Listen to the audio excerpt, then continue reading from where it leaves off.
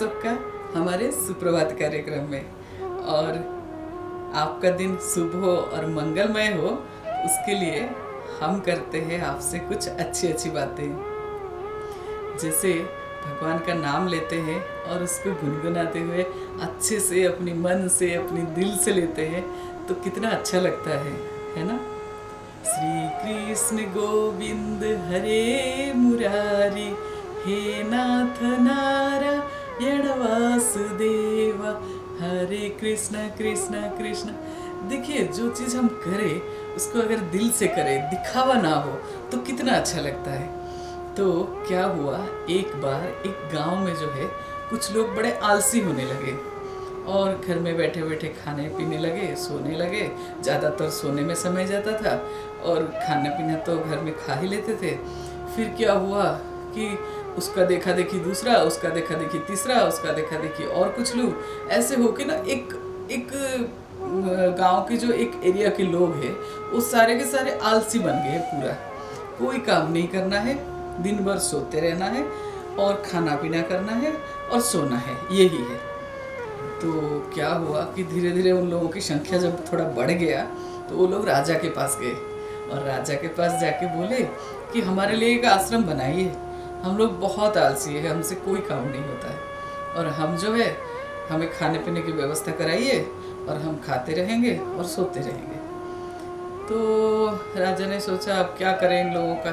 फिर राजा ने कुछ मन में सोचा, फिर मंत्री को बोला कि ठीक है, ये जितने भी आलसी लोग हैं इनके लिए एक बड़ा सा आश्रम बना दो और उनको वहाँ पे रहने दो। तो मंत्री ने राजा का नियम का पालन किया, राजा ने जो आदेश दिया है वो पालन तो करना ही है। तो मंत्री ने जाके एक बड़ा सा आश्रम बना दिया। फिर ये आलसी लोग वहाँ रहने लगे, खाना इनको मिल जाता था, वहाँ पे खाना खा के बस सोए रहते थे। एक दिन क्या हुआ, राजा ने अपनी एक सेवक को लेके वहाँ पहुँच गए।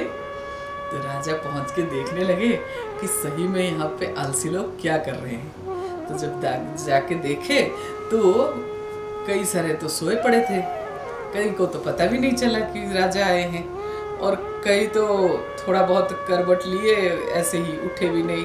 तो राजा ने देखा अच्छे से, फिर क्या किया, वो जो सेवक है बाहर आके उसको बोले कि आश्रम में आग लगा दो। अब वो सेवक ने आग लगा दी और थोड़ी ही देर में अफरा तफरी मच गई और सारे आलसी लोग इधर उधर भागने लगे और कोई तितर बितर होके इधर उधर भाग रहे हैं और आग से अपने आप को बचाने के लिए कोई इधर भाग रहा है, कोई उधर भाग रहा है और भाग भाग के दूर तो चले गए, आश्रम से दूर दूर चले गए। तो लेकिन थोड़ी देर बाद देखा गया तो दो लोग अभी भी सोए पड़े हैं। उसमें से थोड़ा थोड़ा उनको आग की लपेटों की गर्मी भी आने लगा। तो एक ने कहा कि मेरे पीठ पे ना गर्मी गर्मी सा लग रहा है, कुछ गरम गरम आ रहा है मेरे पीठ की तरफ, तुम थोड़ा देखोगे कि मेरे पीठ में क्या हो रहा है, क्या माजला है। तो वो दूसरा जो है वो कह रहा है एक काम कर, करवट बदल के सो जा, काहे को परेशान हो रहा है, अब उठ के कौन देखेगा। तो कहने का मतलब वो दोनों कितनी आलसी है, कितने आलसी है कि आग भी लग गया तो नहीं उठ रहे हैं। और राजा ने क्या निष्कर्ष लिया पता है, राजा बोला असली आलसी तो ये दोनों है, इन दोनों के लिए एक कमरा बना दो, ये वहाँ पे खा के सोए पड़े रहेंगे, लेकिन जितना बाहर भागे हैं ये सबको काम पे लगाओ, ये कोई आलसी नहीं है, ये देखा देखी आलसीगिरी कर रहे हैं और क्योंकि बिना खाए सोने को मिल जाता है, बिना काम करे ये आलसी बने पड़े हैं, असली में ये आलसी नहीं है। तो पता चल गया ना कौन सही है कौन गलत है। देखो, आप देखा देखी कोई काम जब करते हैं हम तो वो थोड़े दिन तो चलता है, लेकिन उसके बाद ना असलियत का पता चल जाता है। और जो हमारे कृष्ण है, हाँ, जो सारे जगत का नियंता है, जो सृष्टि करता है, जो पालन करता है, जो हमें जन्म दिए हैं, जो हमें इतने 84 लाख योनि के बाद मनुष्य जन्म दिए हैं, उनकी बात तो क्या कहना, वो तो मन की भाव समझ जाते हैं और कहते भी है कि मुझे सरल भावना वाले लोग ही पसंद है, क्योंकि वो उनको बहुत प्रेम करने लगते हैं। देखो, दिखावा कभी भी चलता नहीं है, इसीलिए हमें ना दिखावे से बचना चाहिए। इसका देखा देखी उसका देखा देखी करके कोई फ़ायदा नहीं है। जो हम असलियत में है वही सामने आना चाहिए। तो क्या कहते हैं ठाकुर जी भगवत गीता में, अभी बताते हैं आपको। चतुर्वर्ण मया सृष्टं गुणकर्म विभागस्य त्यक्त कर्ता रमपि माम विद्धि अकर्तारम अव्ययम।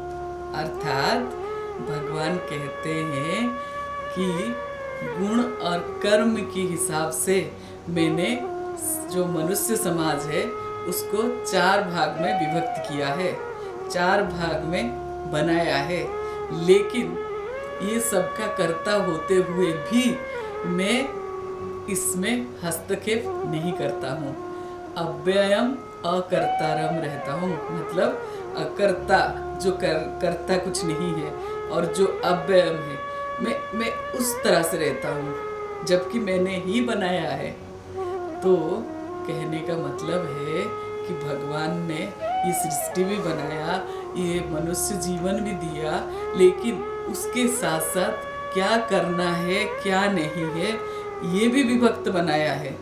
तो हमें अगर अपना कर्म करना है और इसमें कोई भी दिखावा नहीं करना है, जो हमारा कर्तव्य है वही करना चाहिए और भगवान का भजन करना चाहिए। कैसे भजन करें? बहुत सुंदर से, सरल हृदय से, बहुत सुंदर तरीके से और सरल हृदय से।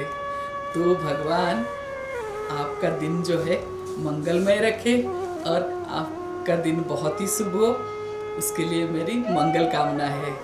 हरे कृष्णा।